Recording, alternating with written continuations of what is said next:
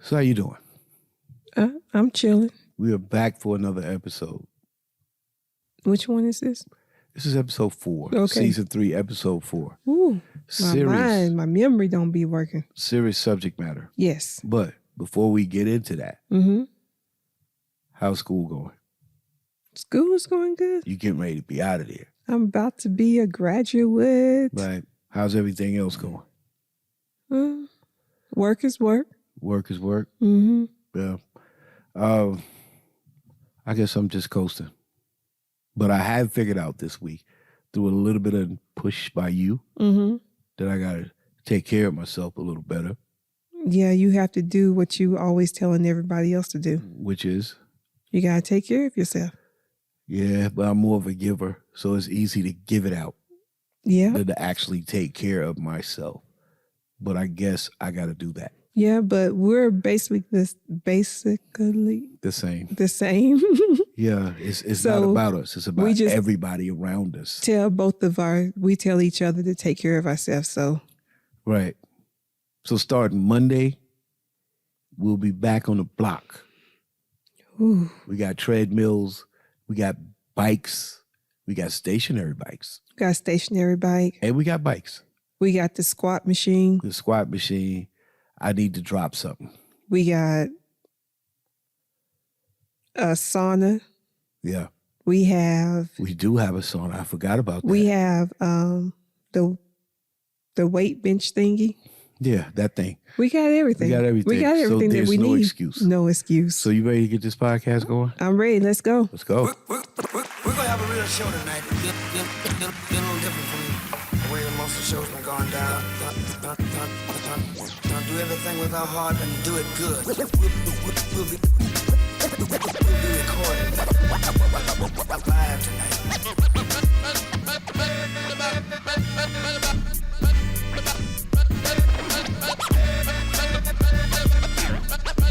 Ladies and gentlemen, it's the moment that all of you've been waiting for. It's the moment that all of you've been waiting for. Yo, Al, what's that? Elondious got to be more careful. Elondious got to be more careful. Elondious got to be more careful. Elondious got to be more careful. Elondious got to be more careful. Elondious got to be more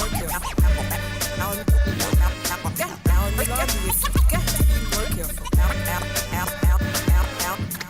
Elondious got to be more careful. Elondious got to be more careful. Thank you, and thank you very much. It's Elondious got to be more careful. We are back. We're back, America. America. Yeah, I got to talk to America because think big, speak it into existence.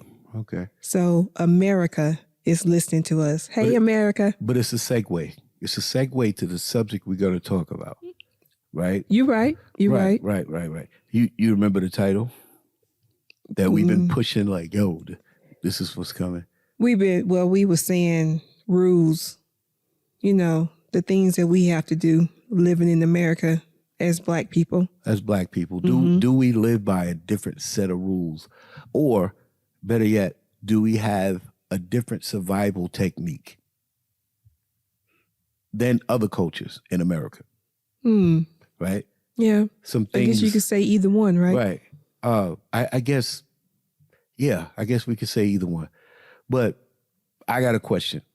Okay. And you respond to it in the way that you feel. Okay. Just let it all hang out. Do we have to survive and function in society, in a society that's oblivious to who we are as Black people? Yeah, we don't have a choice. I mean, if we stay here, right, in America, right, we do. And I've lived overseas before, and it wasn't, I don't know. I guess it just depends. It seems like you're stuck on saying, yo, it's worldwide.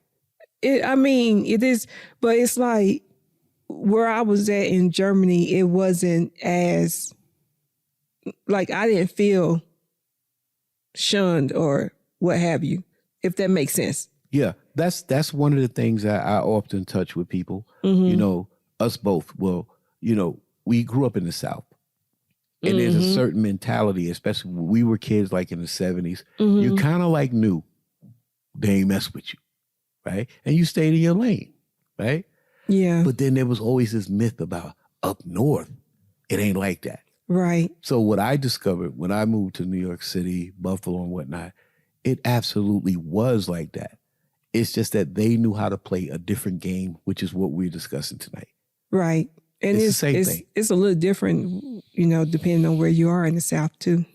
Right, right. Or not even that. I'm gonna just say the neighborhood. Are you leaning toward putting a check mark next to Tennessee in Knoxville and saying it wasn't the same as Selma? Is that what you're saying? It wasn't. It wasn't the same. Okay. Okay. Yeah. I But mean- I think it was more of a neighborhood thing. Well, I'm sure if anyone else is listening to this that's from Selma, when we were growing up, we lived in a situation where we were not directly affected by white people because we did everything with, among, and whatever ourselves, where we ate at, whether it was in Laney's or whatever. The schools we went to were predominantly Black, and so forth and so forth. And see, and then it was kind of opposite for me Right. in Knoxville. So, would you say, here's another question, would you say that in my situation, when I step out into the world, Navy, college in Buffalo, these things, I got a crash course in dealing with white people? I would say yes. Oh, it was rough. Yeah. It was rough because now I got to learn their idiosyncrasies. What, you know, you got to look at them like, what are you talking about? Now, this doesn't mean that I'm a racist, Right. right? We just talking about what it is. and Yeah. what I mean, we it's have to just do. hard facts. Yeah, it's just Yeah. hard facts. I love it. I loved it when I heard someone explain the difference between a racist and a person that's prejudiced. Now, us as Black people, we can be prejudiced, Right. but not racist. Right.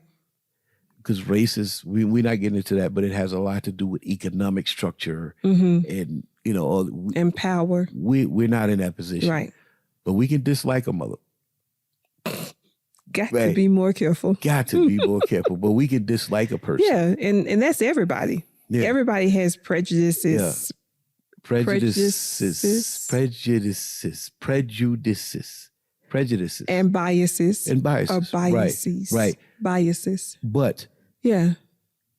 let me know if you agree with this, but coming from our end and what our forefathers, our ancestors endured, our prejudice ways or how we see things is based on a history. Right. And when you put it that way, then I guess that Caucasian people would say the way they see things is based on Based on a history, history. too. Right. It's like when you see those memes on Facebook or Instagram or something, and it says that prejudice, you're not born prejudiced, is taught. Right. Yeah. Which is we already delved into the next part, which is when things that we have to learn or employ to survive on the people that we're doing it to, so we can survive. What they do, is it done purposely or is it subconsciously because of our history? Right. And that's a good question, because I think that it's probably both, depending on the person. Right. And it could be both in that person. Some things could be on purpose and other things could be just subconscious because of stereotypes Right. and, you know, what media has fed people and, you know, maybe, and I'm big on this, maybe what parents and grandparents have told Right. you. Yeah. Yeah, it's Yeah. like when you do things a certain way because that's the way your parents always did. You saw them do it that way. Right. So you do it the same way. Or you know? you adopt their mentality on Right. things. Right. It is weird. But bottom line is we have to survive. We do. And we have to find ways to survive. We do. What are some of the survival techniques that we have to use or employ to function in everyday life, on the job, driving up and down the street? Man. Well, let's start with the job. The job. So you have to be careful on how you display your intelligence. Okay. You have to be careful, depending on your work environment. Because, I mean, you could work in a place where it's just, you know, really diversified and they're about with everybody, hey, yeah. Right. But then you could work in a place where you're really the minority and you can't come off as, you know, thinking that you know more than someone else or your ideals are better. Your ideas are better. Yeah. Better than someone else's or anything like that, because then you get labeled as, oh, they think they're better than me, or now that could happen to a white person, but why is it different with us? Because the color of our skin. And you think the color of our skin puts a different light on It when does. we do it? Because then they say we stepping out of our place. You believe that's what's being said? Or I they do used to believe us sometimes. being in a place for history again for so long. Right. And because you heard a lot, especially when those people ran up on the Capitol building. Right. You know, they want America to stay as it is. What was Trump's slogan? Make America great again. Well, at what point was it great? At what point was it great? And does that entail us stepping back into our roles? Right. The subservient roles. There you go. Now, I have a list here. Mm-hmm. You jumped to number 3. I'm good with that. Oh, okay. But number 3 was expression, expressing yourself, Mm-hmm. expressing your goals, Mm-hmm. right? For any other culture or race, Mm-hmm. expressing your goals could be translated as ambitious. Mm-hmm. With us, Innovative. it has innovative, ambitious, whatever. Mm-hmm. With us, we have to express ourselves sort of in a passive way. It could get misconstrued. It can. Which makes me jump back to the top of this list, our aggressiveness. Oh, yeah. You have to be careful. Right. Even in a Excuse me. situation, let's say if you talking to a coworker Mm-hmm. and you don't want to do nothing to them, but your passion behind what you're saying Mm-hmm. via expressing your goals, Mm-hmm. you even have to kind of Tone it down. tone it down because the aggression Mm-hmm. could be taken in another way. The passion could be taken as aggression. Exactly. My bad. Yeah. Right. Yeah. And we live with that over our head. Yes. No hand like, yo, let me tell you Right. something, which we're gonna get And to. it's of course there's labels for women it's the angry black woman. Right. So anytime a black woman raise her voice or Passionately. gets a little passionate Right. or even just stands up for themselves, being firm in whatever they have going on, it's always like, oh, she's an angry black woman. Or a bitch. She loud, Or a bitch. obnoxious, whatever. Or a bitch. Let's Yeah. put it out there. Yeah. Right. And side note, I don't know if I should say this. And what I'm that's why saying. we've taken that word and made it our own. Made it a boss bitch or whatever, this and that. But yeah, aggressiveness. Yeah. I was going to go somewhere else a second, but it's not necessary. Okay. But yeah, that aggressiveness, for us, it might be passion because as black people, we are very passionate, but we're also very caring and very yes. forgiving. Mm-hmm. I remember reading, I forgot the name of the book, excuse me, America, like you would say, but I remember reading this book, and I always thought the way that black women were treated on plantations, and yet they still cook the best food and raise those little white kids. Mm-hmm. So, yeah, it's something inside of us. Mm-hmm. I know I use women for an example, Mm-hmm. but it's something inside of us that it's how we do. We get passionate, but we don't mean anything, No. right? I learned when I was in Buffalo. You see, if I come to you at your job, Mm-hmm. I don't like you. Mm-hmm. The next thing come out of my mouth is, meet me after work. It's on. Right. It's on site. Right. But see, when you do that with those other people, white Mm-hmm. people, let me not say it in a crazy way, but with white people, it's not just that. Right. Because what do they do most of the time? Tell. Yeah, set up a situation for you to lose your job. Mhm. Hey, as a black man, I don't want you to use your job, but you're gonna get these hands, Right. right? But I'm not gonna go, to the Right. boss and go, Elondious, she's starting trouble, Right. and blah blah blah blah blah, Right. right? So we have to be careful, even when we expressing ourselves in disagreement, Mm-hmm. even when we're expressing ourselves passionately about a subject matter. Mm-hmm. We have to look around. Who's around you? I remember when I first got to Iraq in 2003, Mhm. I became the EOR, the Equal Opportunity Representative, and we had to go to training and everything like that. Right. And we had the instructor had us critique each other, Mm-hmm. During some exercises that we were doing. Right. And I remember that a couple of my classmates said that I felt like my idea was the best, or the way I thought was the right way, and that I was trying to force it on other people because they said you got loud and you was like, no, this and this, Okay, and I well, told them in that situation, I have to ask you, since we on that subject, your audience it was mixed. mixed. Yeah. And the person that told you, or the people that said this, who were they? They were white, They were white. but But I have to say this: some of us have been mentally so mixed up that they'll do it for them to you. Does that make sense? yeah. Yeah. But I said that it's not that I think I'm right.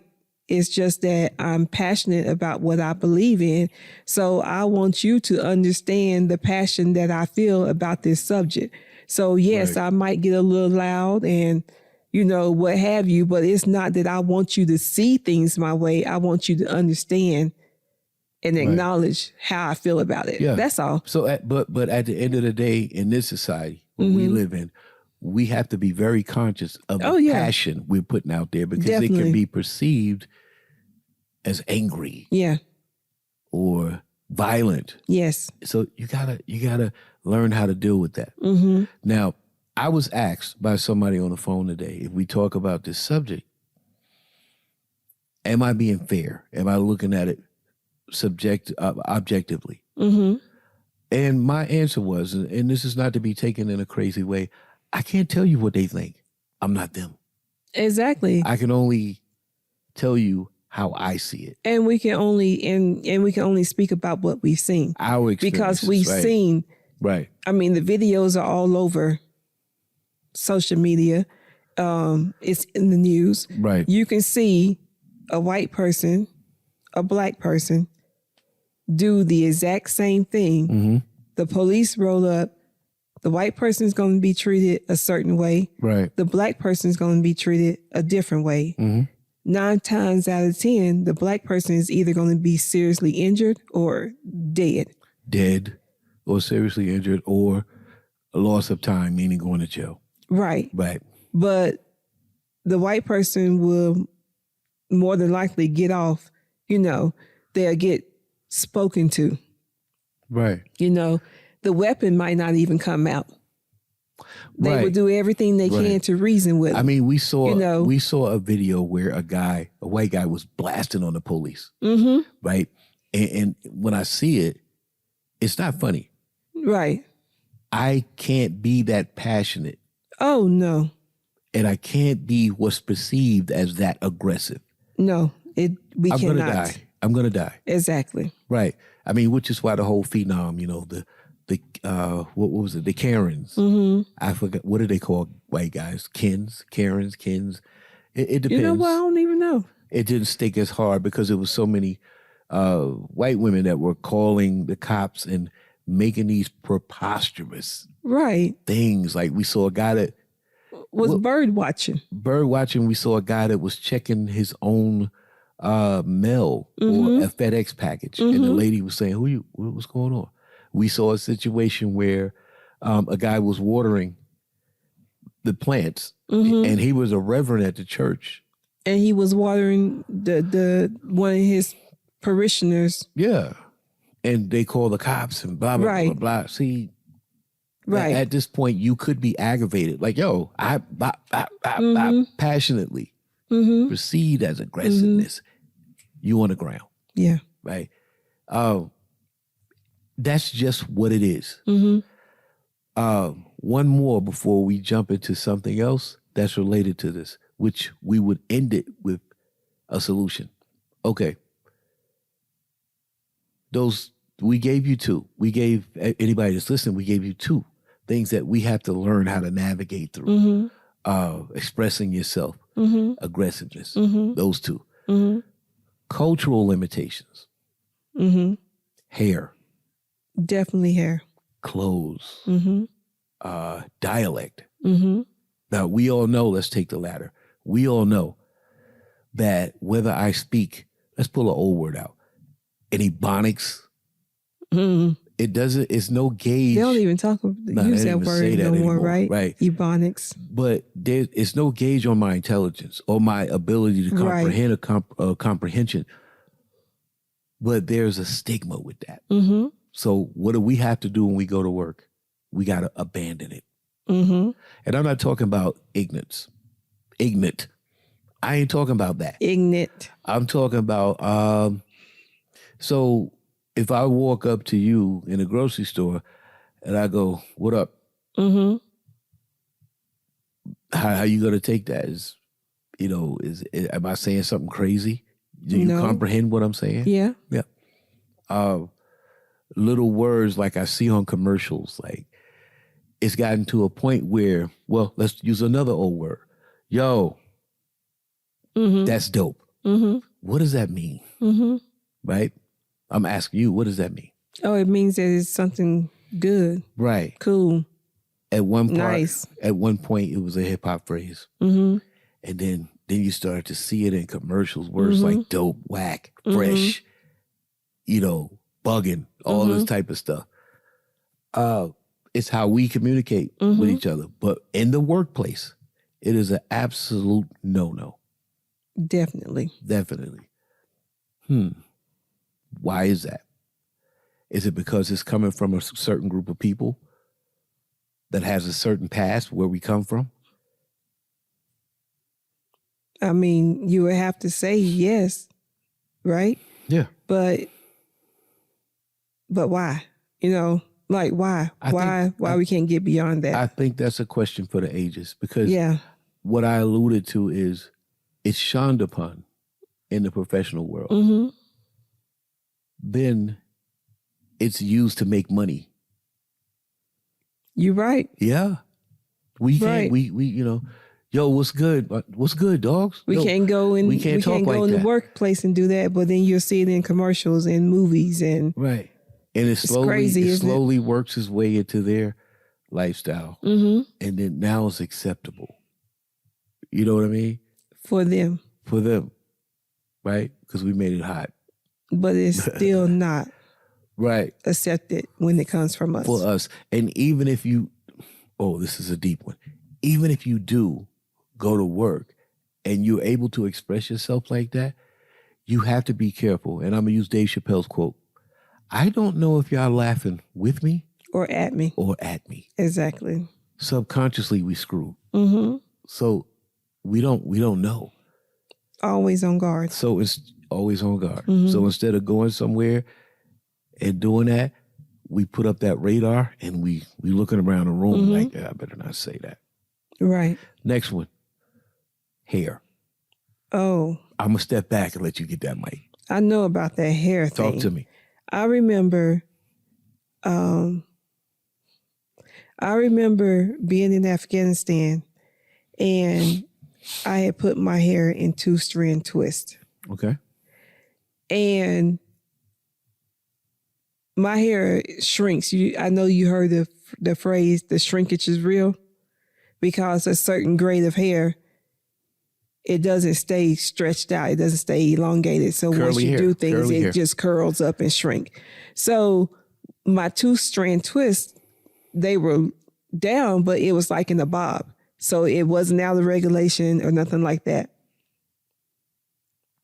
And the person who called herself correcting me about my hair was actually another Black woman, and told me that I wasn't portraying the image of a sergeant first class in the United States Army. Well, that's what I referred to earlier. Right. The game is so crazy that our own will trip Right. on you because Right. they bugging and they've conformed to whatever. Right. Yeah. But then it makes you question yourself.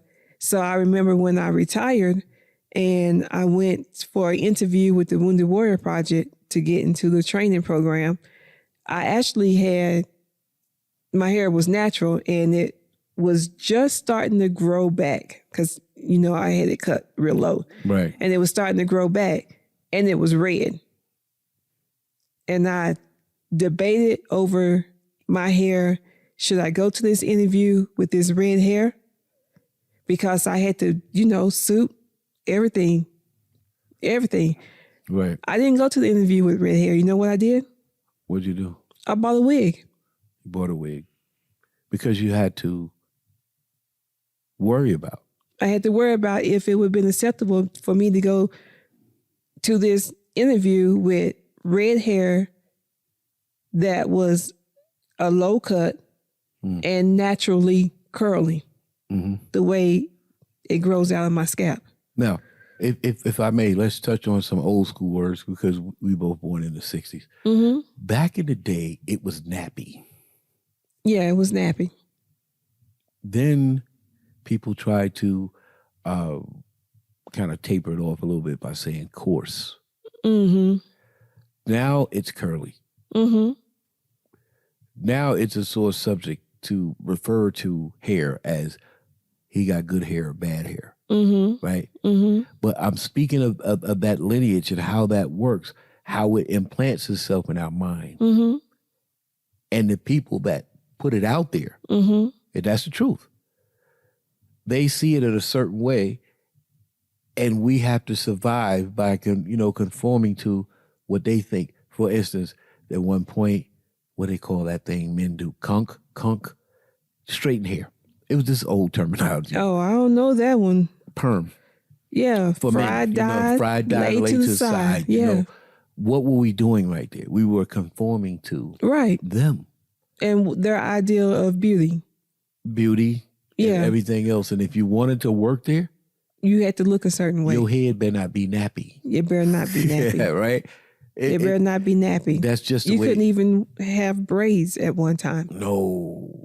Until, I'll make you laugh with this. Don't you say it. Until Bo Derek came. Oh, I knew you was going to say that. Now, if you're younger, you probably don't remember the movie 10 with Bo Derek and Dudley Moore. I think that was his name. And after that, you know, the hairstyle she was wearing, you could probably speak more on it. I just remember braids with beads in it. Mm-hmm. It became popular Mm-hmm. when this has been part of the African culture Forever. forever. But it became popular. Mm-hmm. But at the same time, she's at the box office making millions of dollars.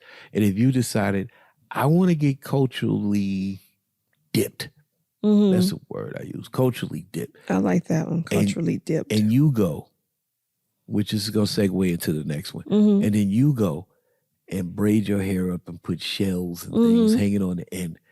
And you decide, here's the next one, to wear some garb. Mm-hmm. I hate using that word Mm-hmm. because garb to me feels like I'm saying costume. Right. It's not a costume. Right.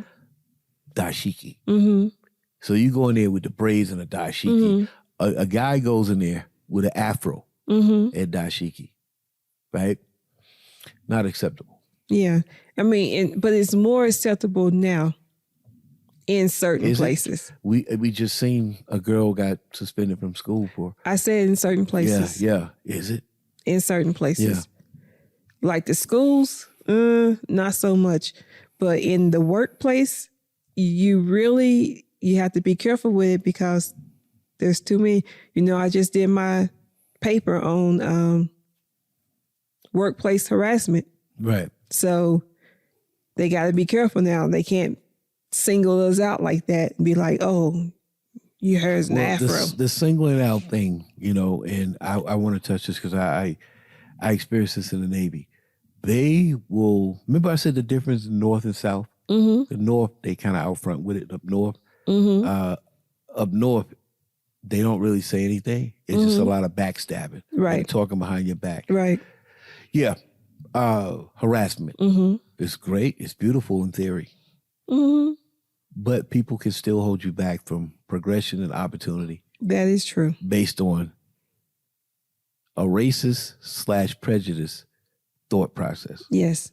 And we have to deal with that. Yes. No, not too many, and this is just what it is. Not too many white people are going to work having to abandon their culture, their dialect. Exactly. But they're not doing that. Right. Not too many of them. Right. We the minority here. They are not. Exactly. Right. So they don't have to worry about that. So in essence, you have to live a dual life. Yeah. You have to live a dual life. I think it was Carter G. Woodson, Miseducation of the Negro. He said something to the nature of, I don't want to get into all of it, but the further you go up in education, the more you alienate from the people that were behind you. But you'll never be accepted where you're going. Exactly. Right? That's just what it is. Right? But we have to learn how to survive in that, which is the topic of what we're saying. Right. And before we shut this down, everything that we're talking about, we're touching it. We are not doctors, right, scholars and all that. This is just how we feel, right? And this is how we tackle it and how we brainstorm and say, okay, now what is this? But here's the thing. In 2023, you have a duty, which is, how do you teach your kids to navigate it? Do you even teach your kids to navigate it? You have to. You have to, because if you don't, you're doing a disservice to them. But when you do that, are you injecting separation, meaning on white people? It's tough. And that's that thin line that you have to walk, because you don't want to tell them they can't be this, they can't do that, they can't. But you still have to let them know that once they leave your house in the environment that you have set for them, and they go out into the world, be mindful. They have to be mindful. Because everybody is not going to be accepting of them. And keep your head on a swivel. You have to. In reference to police. You have to. Law, stuff like that. But then it's like, you don't want them to grow up scared, but you want them to be aware. It is so that's that thin line. It's tough. It is. It is tough. And that's why I asked this question to end it all. How do you handle this with your kids? Because see, I've met people that got into a certain financial situation and lived in a certain neighborhood. Their dialect changed. There's a word for them. We used to call them back in the day. Sell out. Whatever the case may be. And the reason I use that word is because once that dialect changed and they ain't eating greens no more, you know what I'm saying? I'm being funny, but you get it. Right. Those people get oblivious and they don't tell their kids that. And then something happens. They get a rude awakening. Yes. Yeah. And that's not fair. So not saying that you can't better yourself and make a better life for your children, but you still have to face the reality that we are a minority and society as a whole, the majority don't accept us. And whether we like it or not, or whether people want to admit it or not, there is a different set of rules for us than it is for everybody else. So we start off the race. I heard something beautiful the other day by a DJ guy, and he was likening life to a game, right? So with every level, you fight a different boss on a game. But in that level, you acquire the necessary skill sets or weapons or whatever you need to beat that boss. Right. Right? I say that to say life for us as Black people is the Matrix. You don't know what's real and what's not. But you know there is a set of eyes, a set of rules that you have to be careful of, those eyes. And you also know that there's a set of rules that you have to establish yourself to be or to survive in those eyes. Does that make sense? Yeah. I'm a little confusing right now. I don't know. But we have to do that. And when it comes down to teaching the kids, sometimes I feel come as it may, but then sometimes I feel like I need to jump ahead before something happens. Like it's frightening that, let's use Elijah. This neighborhood we live in is predominantly white. He goes over to the park. And something gets said. We already had a situation where, what did that little kid do? He wrote nigger on his back or neck. What did he do? Yeah. A couple of years ago. His back or something like that. How do you respond to that? Right. Let's go back to the beginning. You can't go to school. Yo, let me tell you something. Can't be the Cannot do that. Right? So you got to think it through. I don't want to dwell on that, but do you wait until that situation happen and use that situation as a learning tool, or do you jump ahead? Because again, as you say, it's hard. At the end of the day, it would be nice to live a life carefree, fair, and equal. It would be. It would be. But when you introduce those things, you negate carefree. You negate it, and life at that point is stress and head on a swivel and feeling like you behind the 8-ball. Yeah. So what do you do as a parent? You don't know. Pray. Basically. Yep.